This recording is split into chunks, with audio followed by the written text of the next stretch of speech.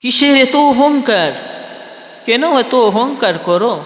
কিসের তোমার এত অহংকার? কিসের এত হিংসা? কিসের এত গর্ব? কার জন্য এত মায়া? কার জন্য এত কষ্ট বেদনা? এই মায়ার দেশ একদিন সবাইকে ছাড়তে হবে, সঙ্গে তো কিছুই যাবে না।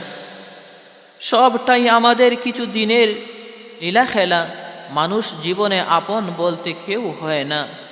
অপরওয়ালা ডাক আসলে একদিন সবাইকে যেতে হবে।